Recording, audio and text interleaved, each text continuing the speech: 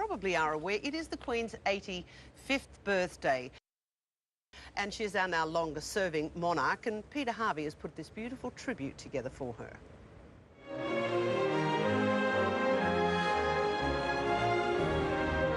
The matriarch of Windsor. At 85, Queen Elizabeth is the oldest living monarch in British history, the backbone of Britain. From an early age, it was obvious Elizabeth was a born leader. At just 14, the princess showed maturity beyond her years when she made her first radio address after the outbreak of World War II. It will be for us, the children of today, to make the world of tomorrow a better and happier place.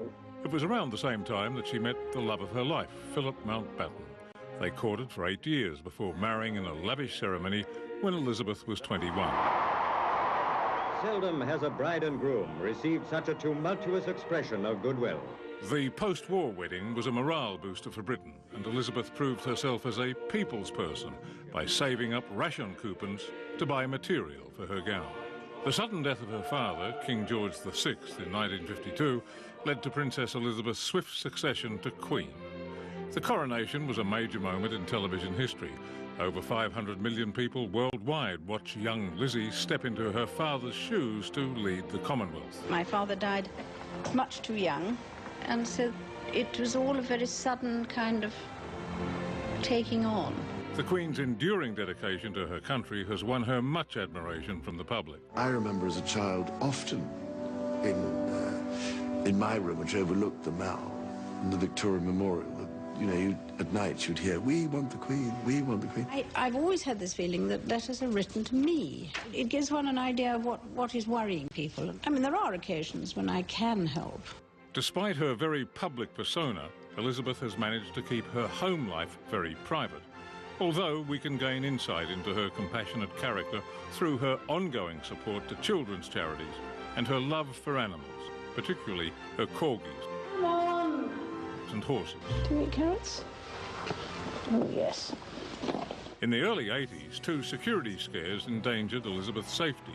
She came under attack in 1981 when she was riding her beloved horse Burmese in a public parade. 6 shots were fired at the Queen, but luckily they were all blanks. 17-year-old Marcus Sargent said he wanted to be famous. He was jailed for 5 years under the Treason Act. Shortly after, in 1982, an intruder broke into the palace and gained entry to Her Majesty's bedroom. The quick-thinking Queen engaged the trespasser in conversation until security arrived. Her scandal-free reign came to an end when her children grew up. In 1992, Charles and Andrew separated from their wives. Princess Anne divorced, and Windsor Castle was partially destroyed by fire. It turned out to be an annus horribilis. The Queen was now under increasing scrutiny from the public, and when Princess Diana died in 1997, Her Majesty addressed the nation to show her softer side.